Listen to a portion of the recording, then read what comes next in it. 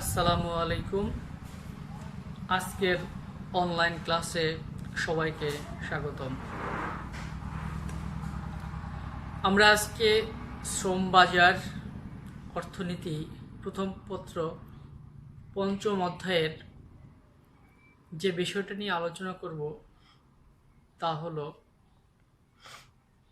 শ্রমের যোগান রেখা কেন পেছনের দিকে বেঁকে যায়।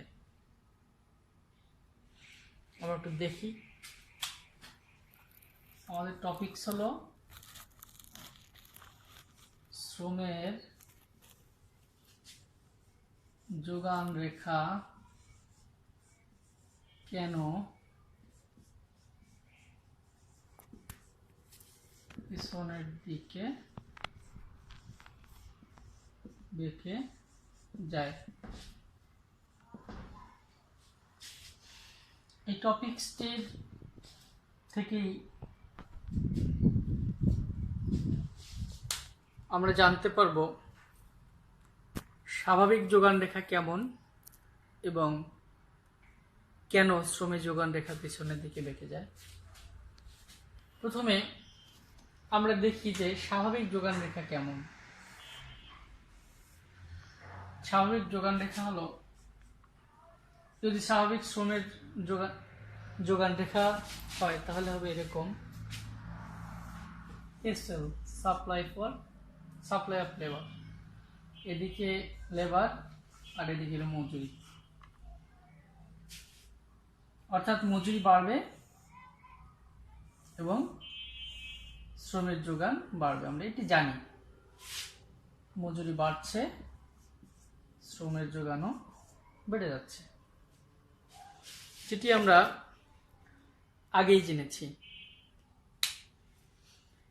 এবারে পেছনের দিকে বেঁকে যায় এমন একটি যোগান রেখা অঙ্কন করব। এজন্য আমরা একটি যোগান সূচি নেই।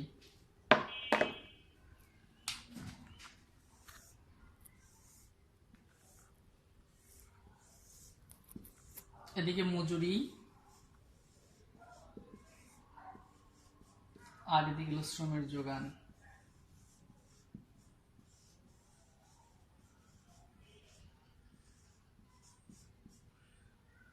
আমরা ধরে নেই একজন মানুষের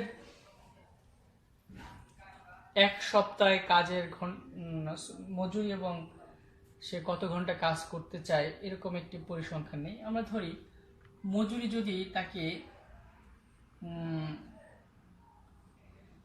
প্রতিদিন 100 টাকা দেয়া হয়, তাহলে সে কাজ করতে চায়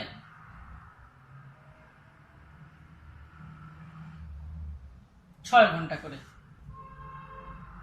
6 আওয়ার। যদি তাকে 300 টাকা দেওয়া হয় তাহলে সে কাজ করতে চায় 9 ঘন্টা করে। যদি মজুরি তাকে 500 টাকা দেওয়া হয় তাহলে সে কাজ করতে চায় 7 ঘন্টা।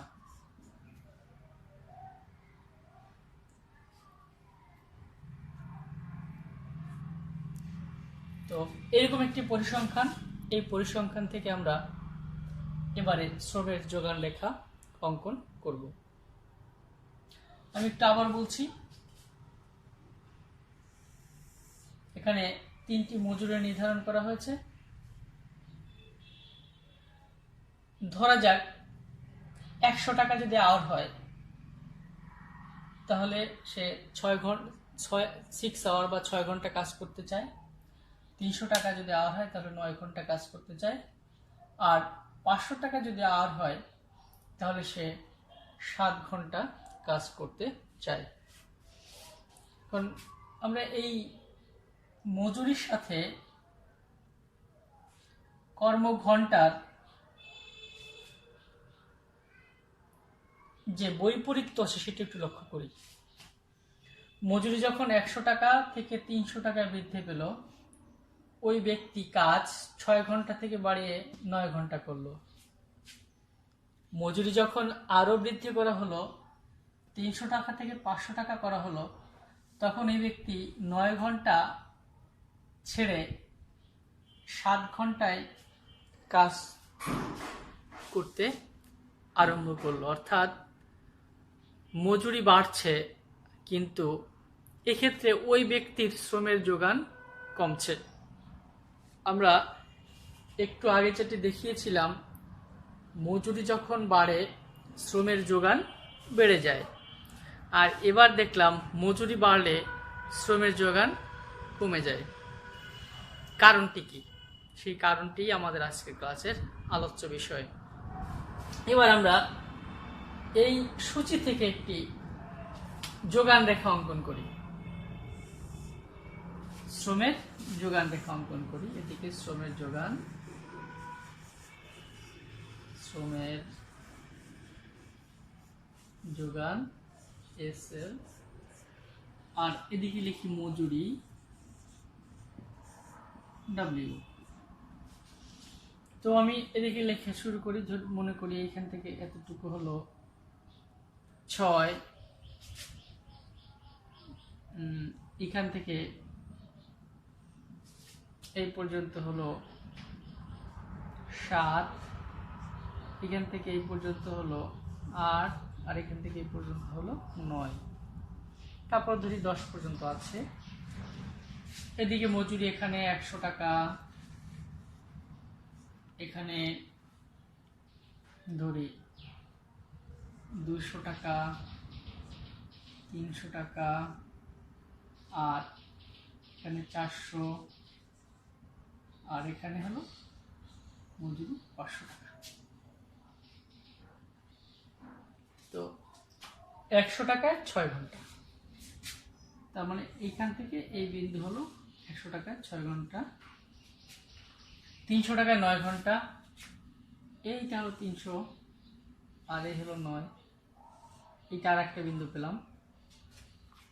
তাহলে আমরা প্রথমে দুইটা বিন্দু যোগ করে দিব, মূল বিন্দু থেকে না দিলেও হবে।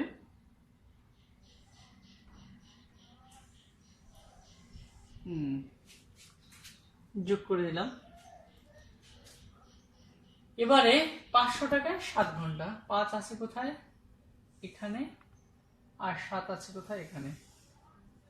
এবার আমরা এখান থেকে নয়, এইখান থেকে আবার এদিকে যোগ করে দিলাম। আমি যদি সুন্দর করে আবার চেষ্টা করি, রেখাটি এখান থেকে এদিকে এরকম যাওয়ার পর সে পেছনের দিকে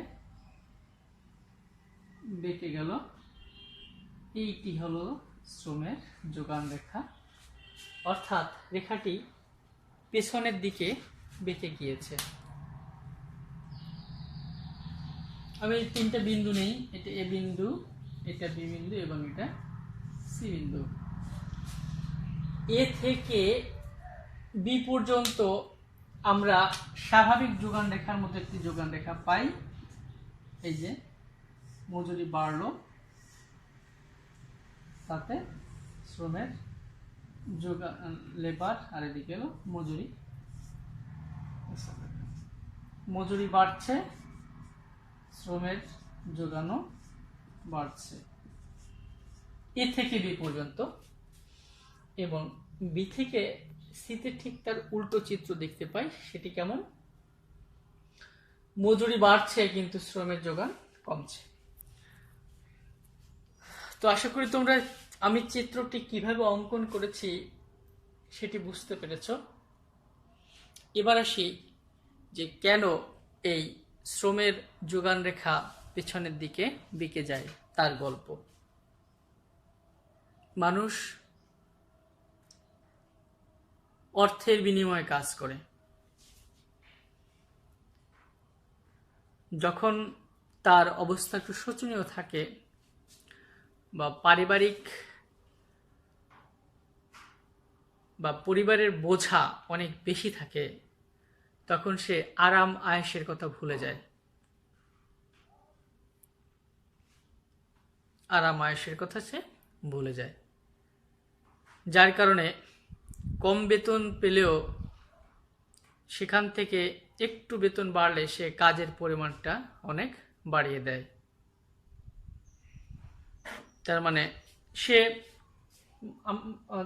শ্রমিক বা মানুষ বা আমরা যে কাজটা করি সেটি হলো দুটি জায়গায় আমরা রিস্ক নেই। একটা হলো স্বাস্থ্য ঝুঁকি।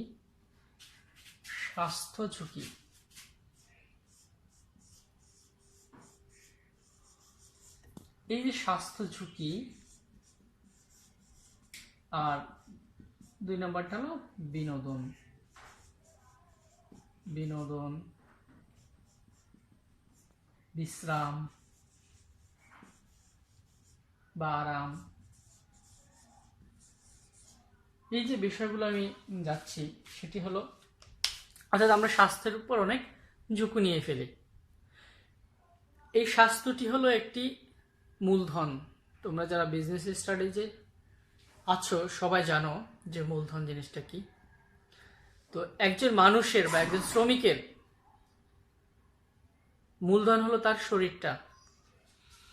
তো উপার্জনের জন্য আমরা এই শরীরটাকে সবসময় ঝুঁকির মধ্যে ফেলে দেই, যার কারণে 100 টাকায় আমি 6 ঘন্টা কাজ করলো, 300 টাকা আমি কাজের পরিমাণ বাড়িয়ে 9 ঘন্টা করি। অর্থাৎ স্বাস্থ্য ঝুঁকির জন্য আমরা এটা করছি। বিনোদন এবং আরাম, এই দুটি বিষয় এই স্বাভাবিক যোগান রেখার ক্ষেত্রে বা সাধারণ যোগান রেখার ক্ষেত্রে উচ্চ থাকে, মানে এটা আমাদের মাথায় আসে না। যখনই আমার কাজ থেকে মজুরি, আমি যে কাজ করি প্রাপ্ত মজুরি অনেক বেশি হয়ে যায়, অর্থাৎ একজন ব্যক্তি যখন অভিজ্ঞতায় সমৃদ্ধ হয়ে ওঠে, ব্যক্তি যখন অনেক দক্ষ হয়ে ওঠে, তখন প্রতিষ্ঠানে তার কদর বেড়ে যায় এবং মজুরি বেড়ে যায়। তখন ওই ব্যক্তি বা ওই শ্রমিক চিন্তা করে যে আমি এই স্বাস্থ্যের ঝুঁকি আর নিব না, আমার একটু বিনোদন দরকার, আমার একটু বিশ্রাম দরকার, আমার একটু আরামের দরকার রয়েছে। এজন্য স্বাস্থ্যের এই ঝুঁকি না নিয়ে সে কি হয়, স্বাস্থ্য সচেতন হয়।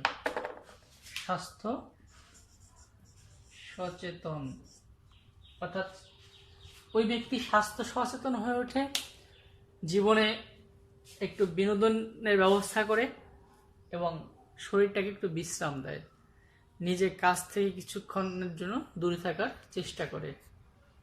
অর্থাৎ যে কথাটি বলার চেষ্টা করেছি সেটি হলো, এ থেকে বি পর্যন্ত স্বাভাবিক যোগান রেখা মজুরি বাড়ছে, শ্রমের যোগান বাড়ছে, কিন্তু বি থেকে সিতে তার উল্টোটি মজুরি বাড়ছে কিন্তু শ্রমের যোগান কমে এসেছে।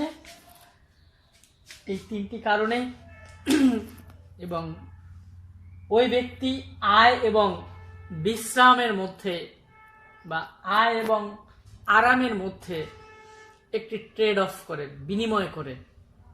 সে কম কাজ করবে, বিশ্রাম করবে বেশি, বা বেশি বিনোদন সে গ্রহণ করবে। সে তার স্বাস্থ্যকে বা হেলথকে আরো কর্ম উপযোগী করার জন্য ব্যায়াম করবে, শারীরিক ব্যায়ামের প্রতি সে ঝুঁকে যায় শরীরটাকে ঠিক করার জন্য। এই হিউম্যান ক্যাপিটালটাকে ঠিক রাখার জন্য সে এই ট্রেড অফ গুলো করে থাকে। আয়কে স্যাক্রিফাইস করে এই হিউম্যান ক্যাপিটালটাকে আরো সমৃদ্ধ করার জন্য, শক্তিশালী করার জন্য। তো তোমাদের ক্লাসে যদি বা পরীক্ষায় যদি এই ধরনের প্রশ্ন আসে, শ্রমের যোগান রেখা কেন পেছনের দিকে বেঁকে যায়, তাহলে প্রশ্নের উত্তরটি আশা করি তোমরা জানো। প্রথম কথা হলো, স্বাভাবিক যোগান রেখার মতো নয়, পিছনের দিকে উল্টে যায় বা ঘুরে যায় বা ব্যাকওয়ার্ড হয়, পশ্চাৎপদ হয়। কি কারণে? সেটি তো বলেছি যে আয় এবং আরামের মধ্যে সে ট্রেড অফ করে, কম পরিমাণ নয়, সে কম কাজ করে যে আয় হয় সেটি সে আরামের সাথে বিনিময় করে বা ট্রেড অফ করে। আর একটা কথা বলেছি, সেটি হলো স্বাস্থ্যকে সে ঝুঁকির মধ্যে না ফেলে স্বাস্থ্য সচেতন হয়ে ওঠে, এই হিউম্যান ক্যাপিটালটাকে সে আরো সতেজ এবং আরো কর্ম উপযোগী করার জন্য ব্যায়ামের দিকে ঝুঁকে পড়ে। আমাদের হেলথ ইকোনমিক্সে এই একটি থিওরি রয়েছে, এই থিওরিটি রয়েছে যে মানুষ কি বেশি কাজ করবে না স্বাস্থ্য সচেতন হয়ে উঠবে। সেক্ষেত্রে দেখানো হয় যে এইটা যত এদিকে যাচ্ছে আর এইটা যত এদিকে আসবে, অর্থাৎ জিরো, মৃত্যুর দিকে এসে ধাবিত হবে। সেটি এক সময় যখন ক্লাসে, তখন তোমাদেরকে এই বিষয়টি আমি ইনশাল্লাহ কলেজে ক্লাসে এই বিষয়টি তোমাদের কাছে আমি আবার সুযোগ পেলে আরো বিস্তারিত বলবো। তো আশা করি তোমরা এই বিষয়টি বুঝতে পেরেছো। এখান থেকে তোমাদের যে প্রশ্নটি হতে পারে সেটি হলো, এমন একটি যোগান রেখা অঙ্কন করো যেটি পিছনের দিকে বেঁকে যায় বা পশ্চাৎপদ হয়। তখন তোমার নিজেকে এরকম একটি শখ নিতে হবে বা সূচি নিতে হবে, তারপরে একটি যোগান রেখা অঙ্কন করতে হবে। বলতে পারে যে কেন পিছনের দিকে বেঁকে যায়। এই যে আমি যে তোমাদের দুটি বা তিনটি কারণ বললাম, সেই 2-3টি কারণ লিখে দেবে। এই খুব একটি কঠিন বিষয় নয়। তো তোমরা আশা করি বিষয়টি আরো ভালোভাবে বই থেকে বুঝবে। এখন না বুঝলে আমাকে ইনবক্স করো বা ফোন করো সরাসরি। আমরা এরপরে গত ক্লাসের আমরা যে কতগুলো তোমাদেরকে বলেছিলাম মজুরির তারতম্য কি, সেটি আজকে নয়, আমরা আবার অন্য একটি ক্লাসে এটা নিয়ে আলোচনা করব। তো সবাই ভালো থেকো, সুস্থ থাকো, সবার আল্লাহর কাছে দোয়া করো আমরা যাতে এই অনলাইনে নয় ক্লাসরুমে যে ক্লাস করতে পারি। শুভকামনা থাকলো সবার জন্য।